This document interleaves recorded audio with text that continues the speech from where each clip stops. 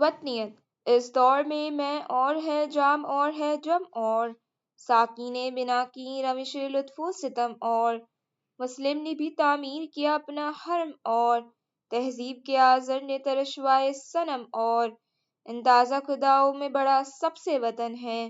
جو پیرہن اس کا ہے وہ مذہب کا کفن ہے۔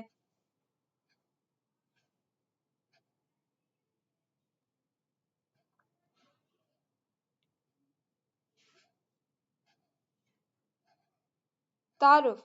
وطن کا تصور تشریح حالیہ دور کی شراب بھی مختلف ہے، شراب کا پیالہ بھی مختلف ہے، بادشاہت بھی مختلف ہے، رہن سہن کا انداز بھی تبدیل، بنیادی اسلامی تعلیمات پر لوگوں کی رائے بھی مختلف۔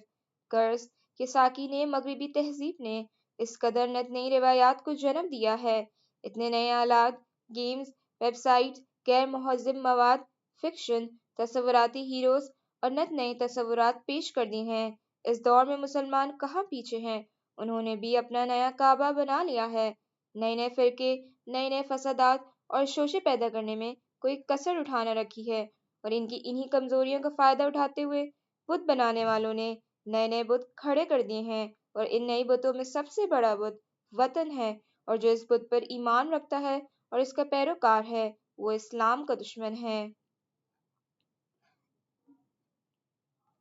یہ بت کے تراشیدہ تہذیب نویں ہیں، غارت کرے کاشان دین نبوی ہیں، بازو تیرا توحید کی قوت سے قوی ہے، اسلام تیرا دیس ہے تو مصطفی ہے، نظارہ درینہ زمانے کو دکھا دے، اے مصطفی خاک میں اس بت کو ملا دے۔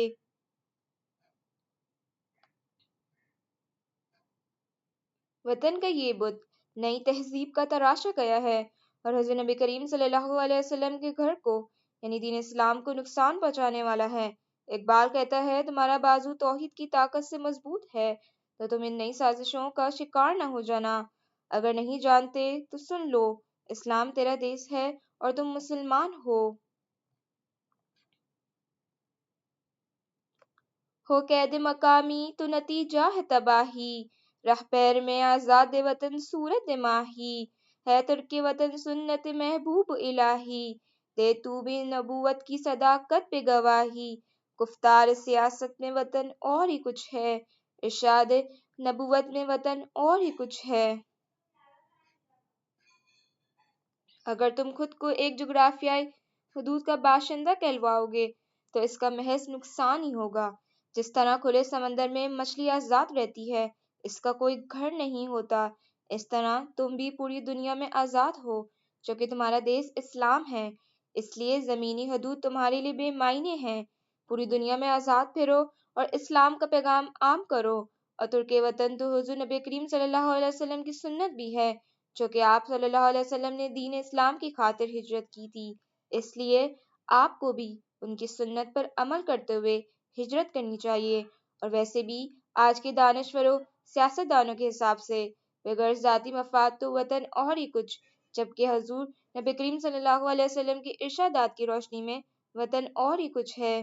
یہاں میں یہ واضح کر دوں کہ اس کا مطلب یہ نہیں ہے کہ آپ اپنے وطن جس کے آپ شہری ہیں اس سے محبت ہی نہ کریں، بلکہ یہاں اقبال کا نقطہ نظر یہی تھا کہ اپنی سوچ کو محدود نہ کیا جائے اور دین کا کام محض اپنی زمینی حدود میں ہی محدود نہ کر دیا جائے، بلکہ بحیثیت مسلمان ہمارا فرض ہونا چاہیے کہ کوشش کریں کہ پوری دنیا پر صرف اور صرف ایک مذہب اسلام ہو، جس کے حصول کے لیے ہجرت پہلی شرط ہے۔ اقوام جہاں میں ہے رقابت تو اسی سے، تسخیر ہے مقصود تجارت تو اسی سے، خالی ہے صداقت سے سیاست تو اسی سے، کمزور کا گھر ہوتا ہے غارت تو اسی سے، اقوام میں مخلوق خدا بڑھتی ہے اس سے، قومیت اسلام کی جڑ کٹتی ہے اس سے۔ اور یہ وطن ہی تو ہے جو آپس میں دشمنی پیدا کرتے ہیں، روس اور امریکہ کی دشمنی، روس کا یوکرین پر حالیہ حملہ، پہلی اور دوسری جنگ عظیم میں مختلف ملکوں کا اتحاد، کشمیر پر بھارت کا غیر قانونی ناحق زبردستی حملہ، یو این کی قراردادوں کی خلاف ورزی کرنا، انسانی حقوق کی پامالی کرنا، عورتوں، بچوں اور بزرگوں کی نسل کشی کرنا، پیلٹ گن سے معصوم نہتے کشمیریوں کو نابینا بنانا، امن و سلامتی کے نعرے لگا کر کشمیر میں ظلم کی داستانیں رقم کرنا، ان کے حقوق کو سر عام پامال کرنا، اسرائیل کا شام، فلسطین اور دیگر اسلامی ممالک پر حملے اقبال کے موقف کی تائید ہیں۔ یہ وطن کے اقتدار کی بھوک اور ہوس ایک بڑی وجہ ہے انصاف اور سچ کے ناپید ہونے کی، چونکہ اس کی وجہ سے سیاستدان جھوٹ بولتے ہیں اور یہ وطن ہی تو ہے جو لوگوں کو بانٹتا ہے، جس سے نقصان صرف اسلام کا ہی ہوتا ہے۔ ویڈیو کو لائک کریں، کامنٹ کریں، شیئر کریں، بیل آئیکن پر کلک کریں مزید نئی ویڈیوز کے لیے۔ شکریہ۔